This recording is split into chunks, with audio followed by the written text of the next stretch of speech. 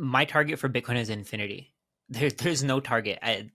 The dollar and Bitcoin just there's no way to see what the value of Bitcoin should be in terms of dollars. You can see the value of Bitcoin in terms of other things. Let's say houses. I think houses would be a better way to predict the value of Bitcoin. I think a house is going to be costing 1 Bitcoin at some point. It's going to cost 0.1 Bitcoin. It's going to cost 0.01 Bitcoin. The price of houses will keep decreasing. In terms of US dollars, because US dollars can be created out of nothing. You have no idea when they'll be created. You know for a fact that it takes some time, effort, energy to produce houses. It takes time, effort, energy to produce everything. It takes no time and effort and energy to produce dollars. So the price of Bitcoin can rise literally forever, and it can keep going up. It can keep going up. There's no price. There's no top for Bitcoin because, as people say, there's no bottom for fiat. So to me, I mean, the model is that Bitcoin is going up forever. That's it. No matter what happens, if I use Bitcoin as a savings account, so if I need more fiat, I'm going to sell some Bitcoin. If I have extra fiat, I'm going to buy Bitcoin with it. It doesn't matter what the price is. I literally don't care. I bought Bitcoin at 109K when it reached 109K for a few days, or for a few hours, whatever it was. I went in and I bought some Bitcoin because I just wanted to. It was just a way that it's just the way that I do things. But I also bought Bitcoin at 16K because I buy Bitcoin no matter what. No matter what the price is, it doesn't matter. I'm going to buy some Bitcoin because Bitcoin is the best asset in the world. Nothing can compete with Bitcoin. So the model that I have, there's no top. I think a lot of people, like, let's say for example the power law. I had a conversation with Giovanni. I think his name is Giovanni. He was talking about how in the last 16 years Bitcoin has followed this rule. It's followed this model very closely, and I get it. He's a mathematician. He understands it much better than I do, but I don't think he considers the fact that the U.S. government can print money. I don't think that model considers the fact that the U.S. government can print money. Over time, fewer and fewer people are going to be willing to give away their Bitcoin for dollars, and that's definitely going to have some pressure on the price. It's going to push the price up significantly, and that's going to happen no matter what. I don't think there's any way to really avoid that. But I think the main takeaway here should be that no matter what price you're buying Bitcoin at, eventually you're going to be right. If you buy Bitcoin, if you pay somebody $150,000 for a Bitcoin today, eventually that person is going to feel stupid for selling their Bitcoin for $150,000, right? That's just how it is. Unless they buy some back. Let's say they sell it to you for 150,000, they buy back 1.5 Bitcoin. Of course, they're going to feel smart. But let's say, for example, they sell you that Bitcoin and they never buy it back. Eventually, at some point, they're going to feel really stupid.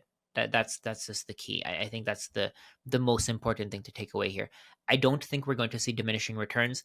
The reason for that is because in the past, a lot of market activity was based on emotional retail investors. Retail investors do whatever they think is right in the moment. If the price is dropping, they're going to sell. If the price is rising, they're going to buy. Institutional investors don't work that way. Institutional investors, once they understand what something is, they're going to have a constant bid for it. They're going to continue to buy. They're going to continue to buy. Exactly what Michael Saylor is doing. Michael Saylor kept buying more and more. If anything, Michael Saylor is buying more when the price rises. He's putting more buy pressure into the market when the price rises. So what we're going to see, at least in my opinion, is we're not going to see diminishing returns. I think returns are going to accelerate. I think we're going to see that S curve. A lot of people don't agree with me on this, and that's perfectly fine. The way that I see it, because the number of dollars in the system keeps rising, the price of Bitcoin will continue to rise forever. The rate at which the Bitcoin price rises is all determined based on who's willing to sell. If nobody's willing to sell their Bitcoin for dollars, the price is going to rise faster. It's just going to be an incentive for them to sell their Bitcoin for dollars. But eventually, nobody's going to want dollars anymore. And I strongly believe that. I stand behind that thought firmly because dollars can be created out of nothing and Bitcoin can't. So beautifully said. Do you have any thoughts on just the Tether? I don't know if you saw, just came out like last day or so, just the Tether and Lightning stuff. Looks very, very interesting. Yeah, I thought that was really interesting. I think that just shows you that uh, the stablecoin economy and Bitcoin are coming together. They're working together. I don't really have that many thoughts on it. I still think that the USDT is going to be worthless at some point.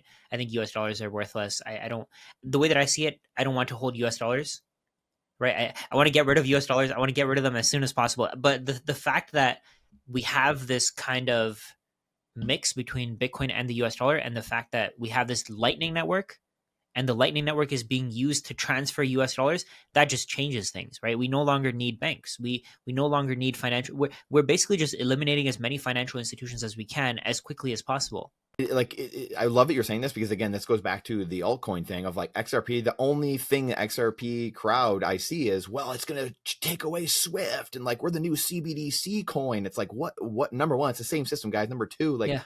Lightning, we already have these things. You guys are Yeah. late to the party. That's what's anyway. So I'm glad you brought that up. Yeah, that's really it, right? You can, a lot of people from XRP, they say, oh, you can exchange between currencies. You can do this, you can do that. I saw this post on Reddit that said, oh, you can send Bitcoin to someone on the XRP ledger for cheaper, but you can't, because it's just another layer on top of Bitcoin. If you're not sending a transaction on the base layer of Bitcoin, you're not sending Bitcoin.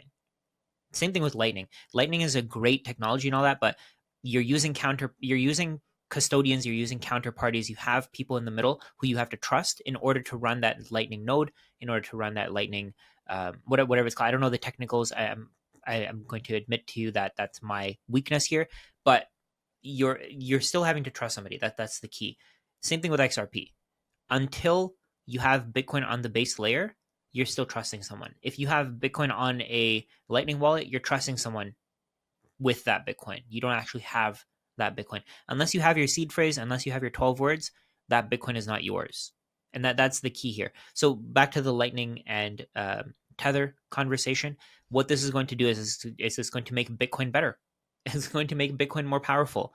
We can now send US dollars on Bitcoin. We'll eventually be able to send euros on Bitcoin. Eventually, the people who want US dollars, the people who want USDT, they'll realize that they shouldn't hold US dollars. They should hold Bitcoin, because Bitcoin is appreciating in value. If you hold Bitcoin, let's say you hold US dollars versus Bitcoin, the US dollar is going to keep decreasing in value. If you hold USDT, it's going to keep decreasing in purchasing power. But if you hold Bitcoin using the same network, if instead of receiving USDT, you receive Bitcoin on Lightning, you're increasing your purchasing power over time. I think this is just going to open Bitcoin up to a lot more people. I think that's the key. It's going to make more people see that Bitcoin is the future, that Bitcoin is the biggest financial system in the world, and now the US dollar is being traded on Bitcoin. Is this going to make this thing explode? Yeah, I couldn't agree more. I'm in alignment with you there.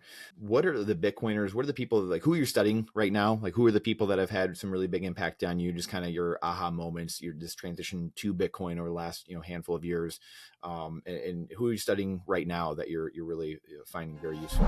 If you want the answer to that question right there, and you like that spicy clip, check it out here. Come on, we'll see you in there. But if you want the full interview in its entirety, all the spicy clips put together, and you're not going to want to miss it, believe me, then check that out here. Come on, we'll see you in there. Do it.